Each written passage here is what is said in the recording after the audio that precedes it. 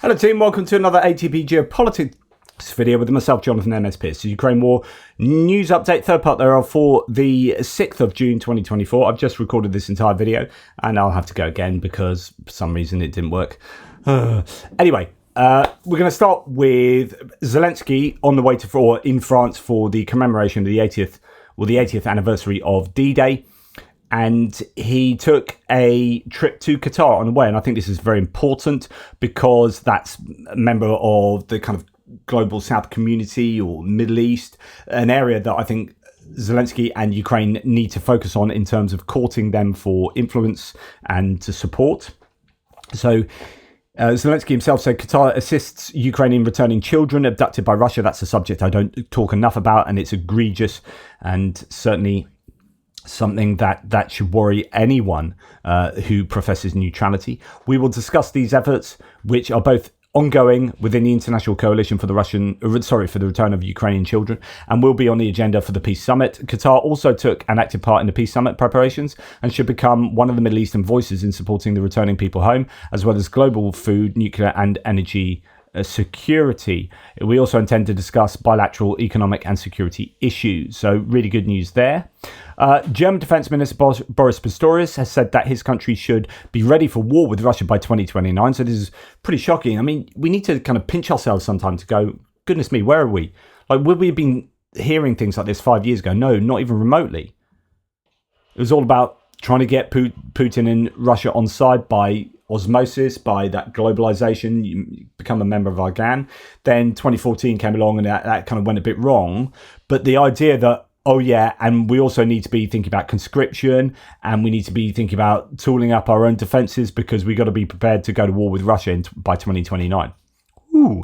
Quote, Russia has long since switched to a war economy and continues to arm itself. We should not believe that Putin will stop at the borders of Ukraine if he goes that far. We must continue to support Ukraine. We must understand that the Russian victory will cost us more than the current support for Ukraine. So the idea is spend a lot now or way more later. Yeah, just let's spend some now, right? I think this is very much an insurance policy as well. So you might balk at spending a whole bunch on defense right now. And if it doesn't come to pass, it's like Pascal's wager. Like, you know, you can spend a load of money now, and you've got two options from that. So a Carroll diagram: spend money now, and Putin does invade Russia. We do go to war with Russia. We are prepared, and we prevail in that war. Spend a lot of money now. Putin doesn't invade. We're well prepared. But that money was, okay, it could have been spent on hospitals. It could have been better spent elsewhere. We couldn't predict that. But yeah, we haven't wasted that money, but we are prepared for war, but it didn't come to be. Okay, don't spend that money now. Putin invades, we're screwed. Don't spend that money now. Putin doesn't invade, we're okay. But I think on a balance of all of those options, like, since in only one of them we are screwed, then that's one we need to look at, because it is realistically, it's not like, oh, we need to build defenses against I don't know, dinosaurs coming back to life or something in a Jurassic World. Like, yeah, okay, we can spend that money and you can plug that into the Carroll diagram, but the probability of that is so low, it's not conceivable. Probability of this, though, is concerningly high, and therefore I think it's a good insurance policy to spend decent money in getting onto some kind of more established war footing like Russia are. Right. Kiev Independent reports starting today that citizens of the European Union will be heading to voting booths. They are worried. They say there's anxiety in Ukraine about the surging right-wing populist parties, Russian interference scandals, and creeping Ukraine fatigue. All of these issues are prominent. Now, I wouldn't have imagined myself advocating for the status quo centrism that we see from people like Emmanuel Macron.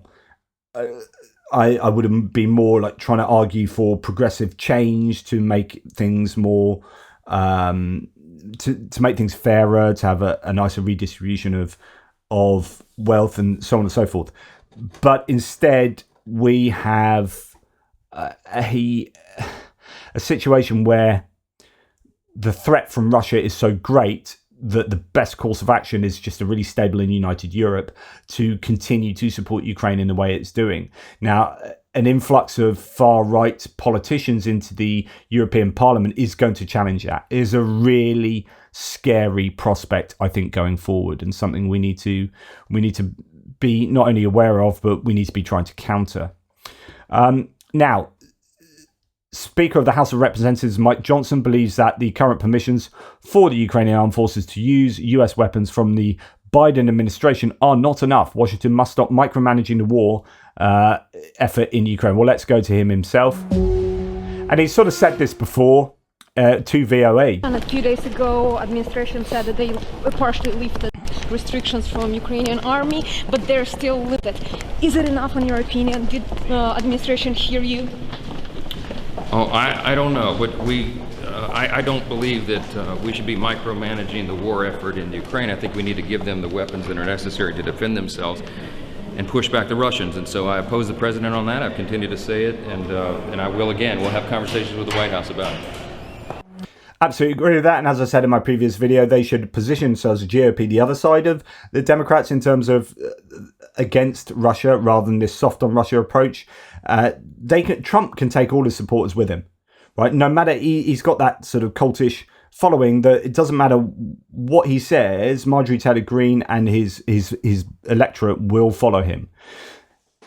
Who might not follow him are the centrists and the Haley Republicans and the Reagan Republicans who are going, I don't know what to do. And on Ukraine, he's so far out that I can't bring myself to vote for him. Well, if he took himself to the other side of the Democrats and said, we're going to go hard on the war, and we're going to say to Biden, why are you restricting the use of weapons? Why aren't you giving more weapons? Why aren't you allowing to use them further into Russia?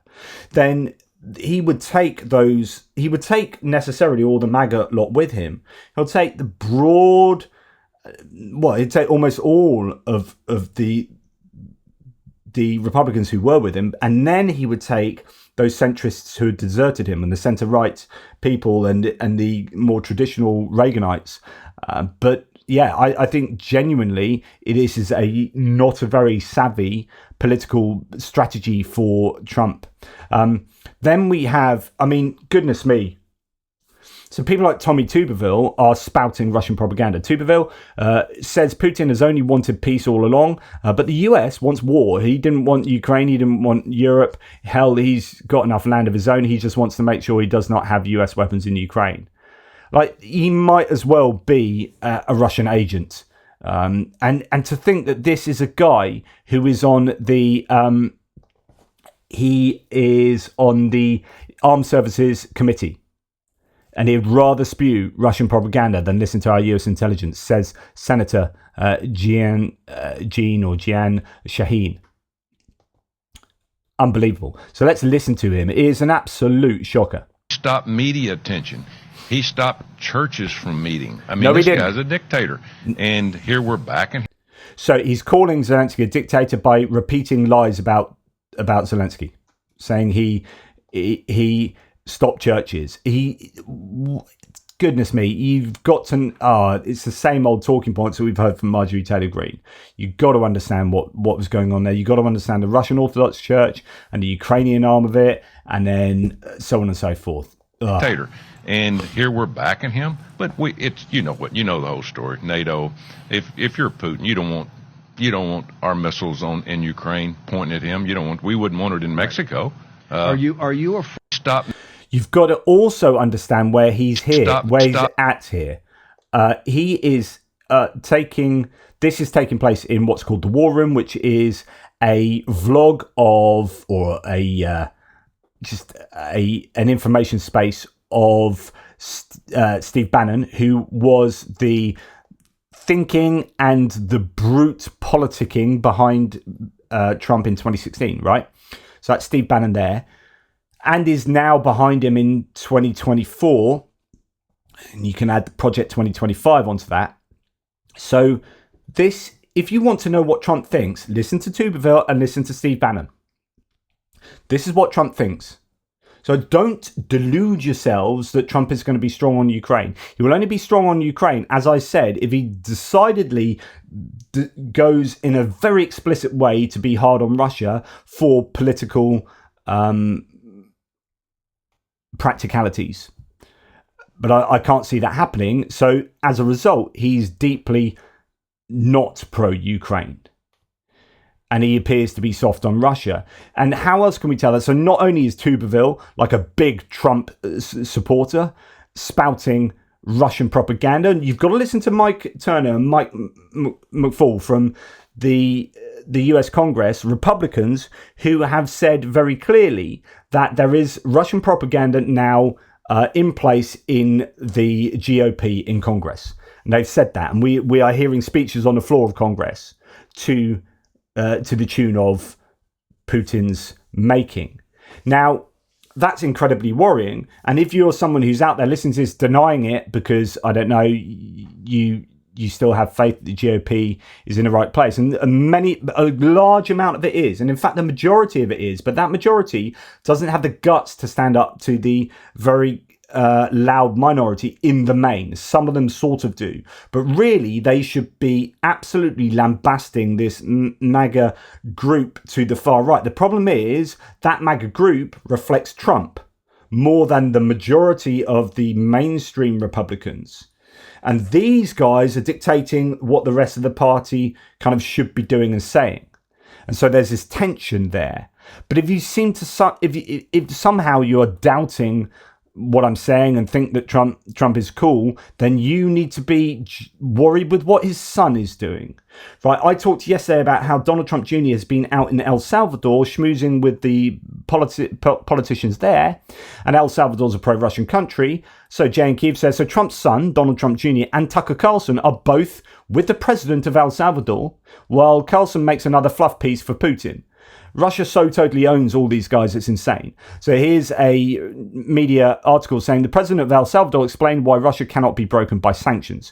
President El Salvador, Nayib Bukele, in a conversation with journalist Tucker Carlson, said that Russia cannot be broken by introducing various sanctions against it since the country was built as a superpower. So this pro-Russian country saying Russia can't be beaten by sanctions is being interviewed. We have Tucker Carlson going, oh, I've interviewed Trump, now let's go around the world interviewing other people who are in that sphere of influence.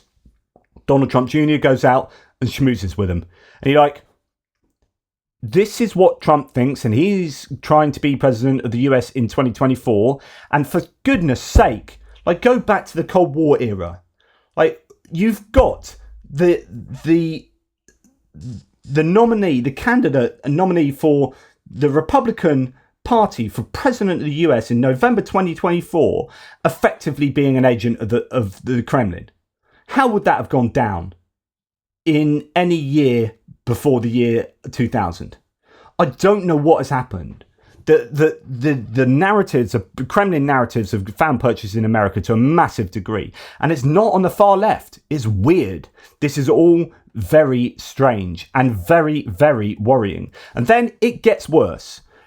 So, Trump's son-in-law, Jared Kushner, $500 million real estate deal, which is already highly controversial in Belgrade with Serbia, includes plans for a memorial to, quote, the victims of NATO aggression.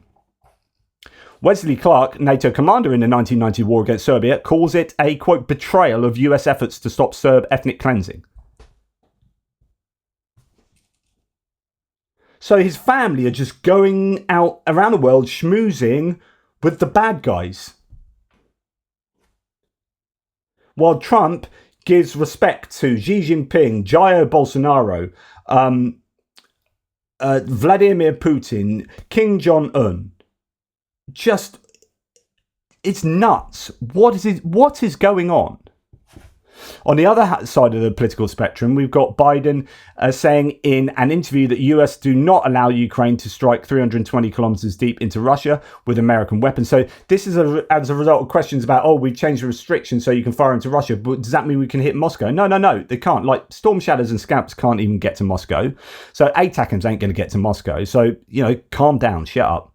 So Biden's come out and he's had this interview where I would play it to you. I played it last time I did this, but it's a bit quiet. Both of them, like the interviewer is speaking really quietly and he's speaking really quietly. You can barely hear it. So I don't know if something's going on in the background. But anyway, I'll just say that he talked about not striking and also called Putin not a the interviewer asked about nukes and he said, look, I've known him for 40 years, Putin that is. He's not a decent man. He's a dictator. And we have to. The other week, Biden called Putin a brutal tyrant, and I said at the time, that's just come out in a kind of conversational speech or whatever, and we kind of ignore it. But it's a huge thing, right? 20 years ago, if you called the president of Russia a brutal tyrant, that would be insanely controversial. Now we're like, yeah, he is, and we accept it. But from a political point of view, with some of this political heft, as Biden has as the leader of the US, calling Putin a brutal tyrant, 2, not a decent man, and 3, a dictator, is incredibly powerful. And it would be inflammatory, but it's a reflection of how bad things are. Kremlin and the White House are negotiating possible release of journalist Evan Gershkovich, so the Wall Street journalist who was captured. And the problem is Russia are in a power play here because they're a dictatorship and they can do things like this with no accountability. Putin can steal someone off the street and arrest them on trumped up charges. And in the US, you can't really do that because it's a free and fair democratic country. And so that means that the Russians have an asset that they can bleed America for. And it's an unfair asymmetry. But you can't stoop to that level. And it is unfair, but they will probably get more out of the US than the US get out of Russia. And it won't be because of the weakness of the US. It's because of the dastardly actions, as an understatement there, of Russia. Anyway, Putin goes on to talk about how channels are open behind closed doors. We're doing it through the intelligence services. Contact has been consistent. It's calm and blah, blah, blah. So it means there are conversations going on. We'll see what turns up. Right. ADM, I talked about this agricultural business, this kind of massive American agricultural business that was outed the other day as having dealings through China with Russia in a company that is effectively, this American company is involved in the stealing of Russian grain. That's the simplest way to explain it. And it turns out ADM's head of global supply is now leaving. The company did not reveal whether this was as a result of the Hunterbrook media reporting of ADM's major ownership stake in 2 Xinjiang facilities and partnership with the Russian company suspected of stealing Ukrainian grain. Good stuff, good riddance.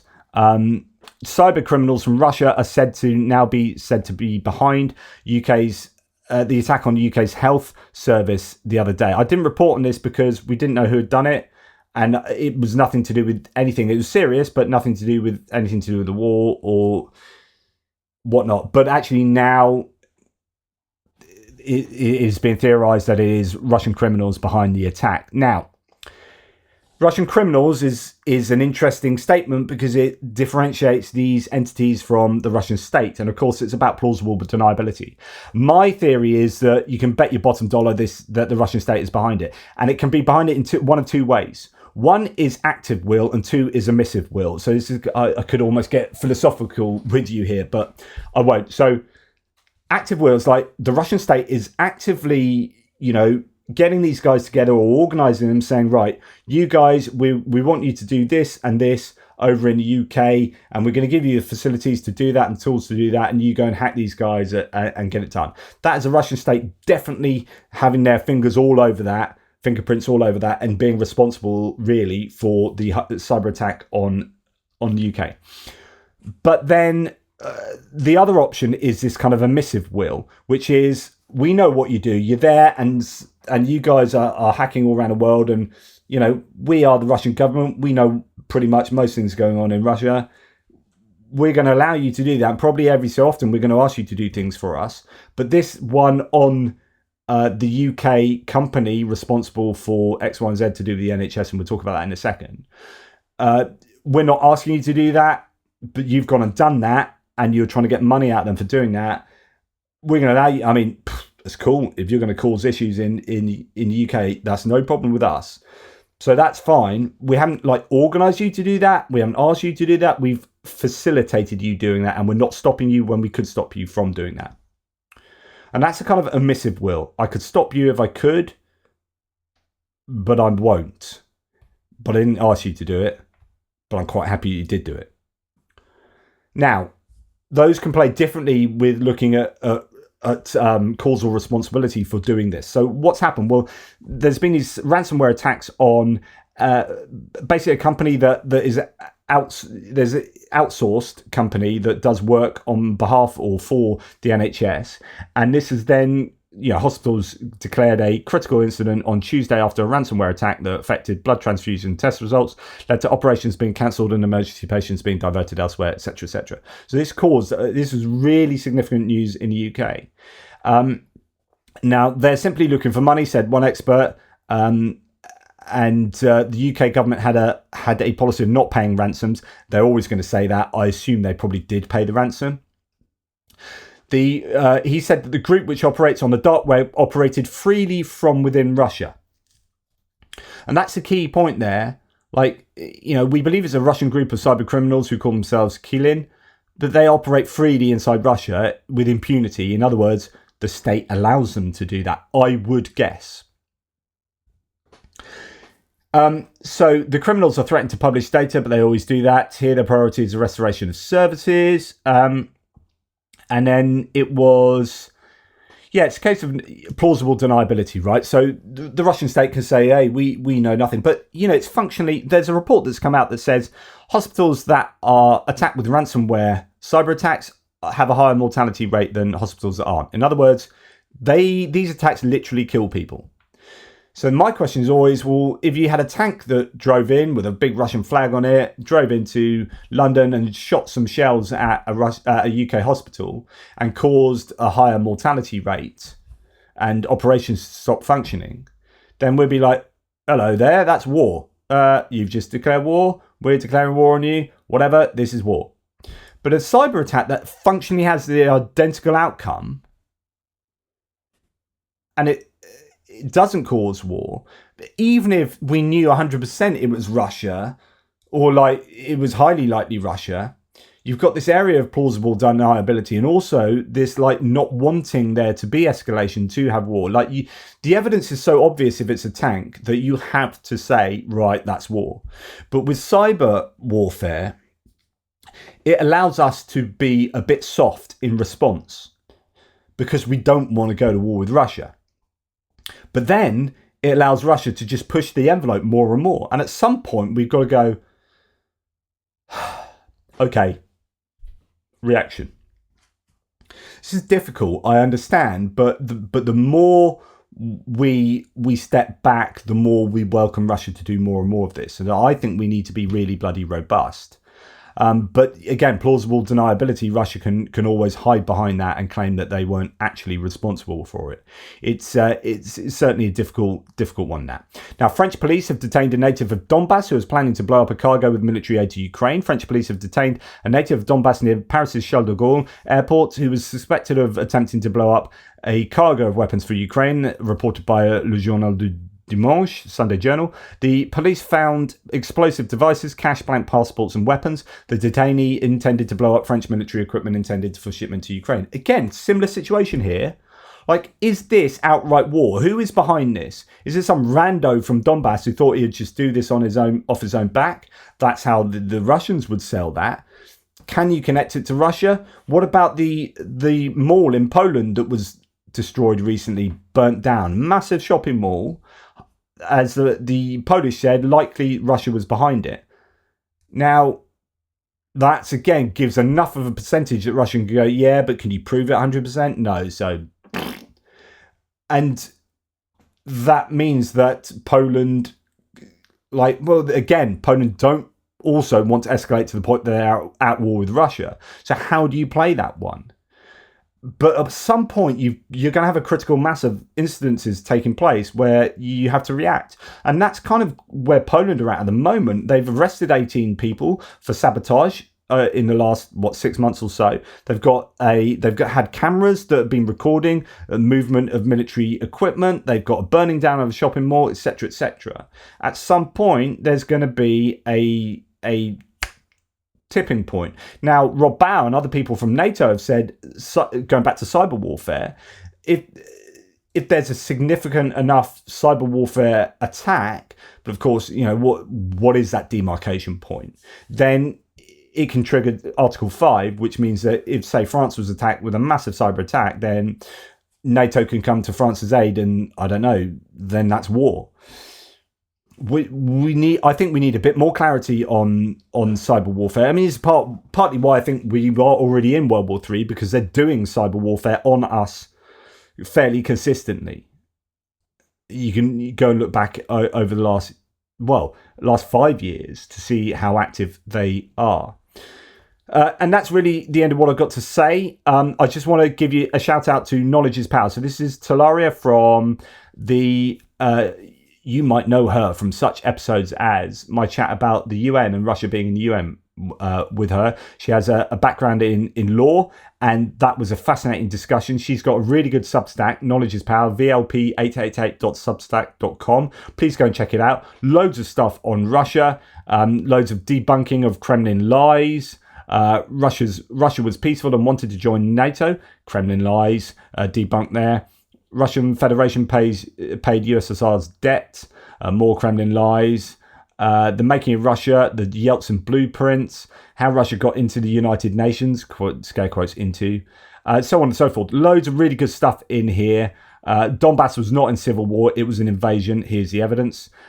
Really good content. I need to spend some more time reading it, but you guys who might have some more time than me, please go and support the work she is doing there. Fantastic. And that's enough from me today. Thanks so much for watching, certainly for this video. Really appreciate your support. Toodle Pip, speak soon.